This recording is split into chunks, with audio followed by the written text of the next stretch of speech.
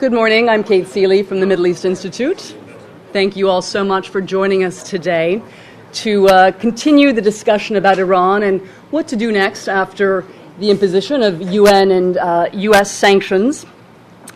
I'm very grateful to our two panelists for joining us today, Trita Parsi and Michael Singh, two men who know an awful lot about this topic and who've taken time off from their summer holidays to join us today. Now, the impetus for this gathering is an article that recently came out in the Middle East Journal called The Case Against Iran by John Shenna. That's not his real name. He's a serving European diplomat who's writing under a pseudonym because his views regarding Iran do not match those of his governments. This article is serving simply as a jumping-off point to discuss what's going to come next, what steps should be taken to ensure either a suspension of Iran's nuclear program or to make it more transparent. Our panelists are not going to be addressing it specifically, but many of the ideas in the article, of course, are very key to the debate over Iran. I'm just going to very briefly go through some of what John Shenna says. He can't join us today, so let me put forward a few of his main points. His basic argument is that the West's approach to Iran is not working, that basically we've oscillated between persuasion and coercion to no avail, and in the process we're no closer to ensuring that Iran pursues a peaceful civilian nuclear program, fully respecting the NPT. He believes that the breakdown of Western engagement with Iran basically allows us two options: either more sanctions on Iran or a military strike, neither of which will achieve the West's goals, which of course is the suspension of Iran's uranium enrichment activities.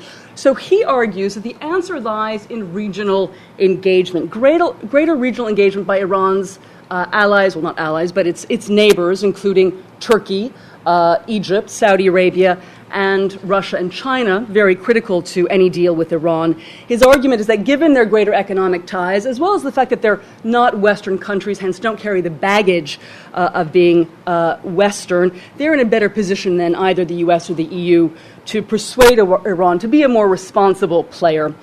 He suggests that these nations may not be able to solve the nuclear impasse with Iran, but can certainly manage it in a more responsible manner than it's currently being managed.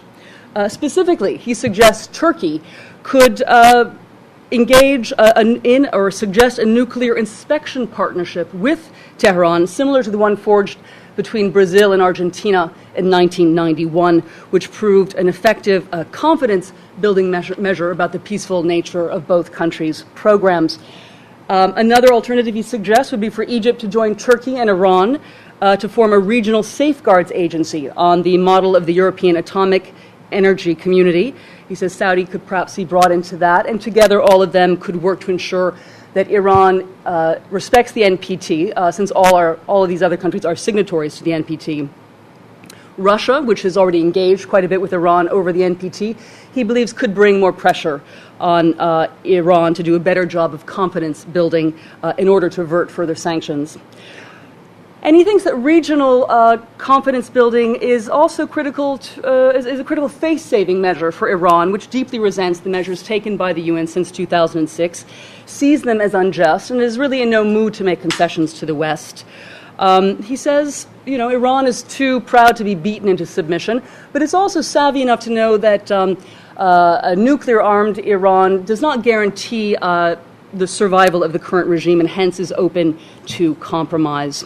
Ultimately, he believes the West needs to give up its demand for zero enrichment from Iran and live with the fact that perhaps the ideal solution may be for the international community to push Iran to become like a Japan or a Brazil, a non-nuclear weapons state, a party to the NPT, but trusted with possession of an advanced uranium enrichment capacity.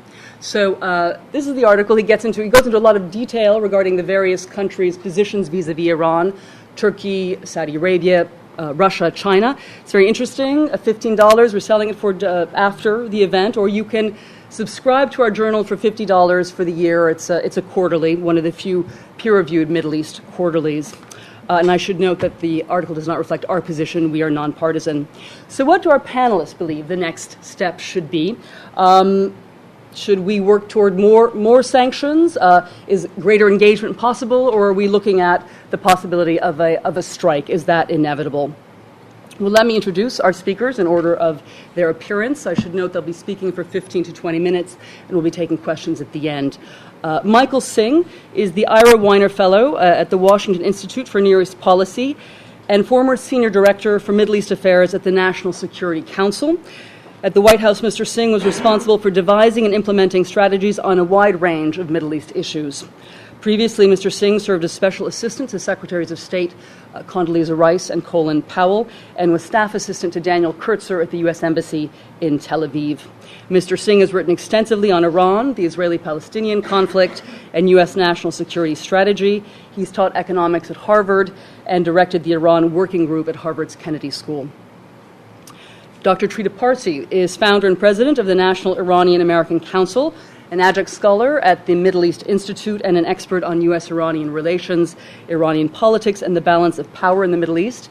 He is the author of Treacherous Alliance, The Secret Dealings of Iran, Israel, and the U.S., published by Yale University Press in 2007.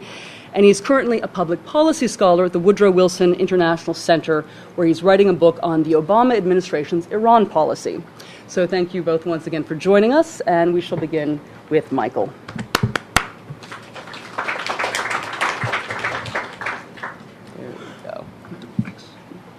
Well, thank you, Kate. It's an honor to be here at the Middle East Institute, an institute for which I have a great deal of respect. And I appreciate all your coming out on what is, I think, a fairly miserable day in Washington. It always seems to, whenever I put on a suit jacket, it always seems to rain, so I take responsibility for this weather. I want to, as Kate mentioned, I handled Iran policy in the Bush administration for a few years, and I want to say that at the outset that the folks in the Obama administration who are working on Iran policy are a group of people I have just tremendous respect and admiration, and in many cases affection for.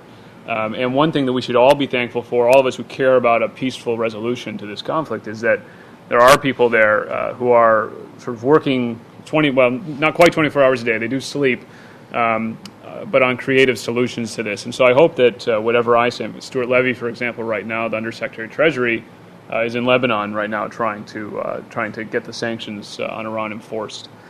So I hope that whatever I say is useful to them, because it really is a good crew of people that's trying to solve this problem for all of us.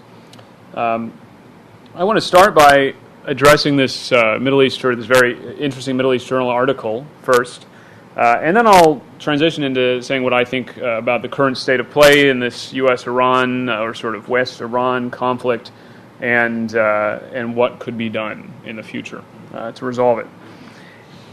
There's a central idea to this article, which I think is quite correct, incontrovertible, in fact, which is that regional actors, our allies in the region, need to play and should be given a greater role in the international effort to deter Iran's nuclear weapons program. I think that in many ways, our Iran policy is our regional policy. It's at the top of the agendas of each of these countries that are listed in the article, and we need to be cognizant of that and to try very much to work through them for the success of our Iran policy.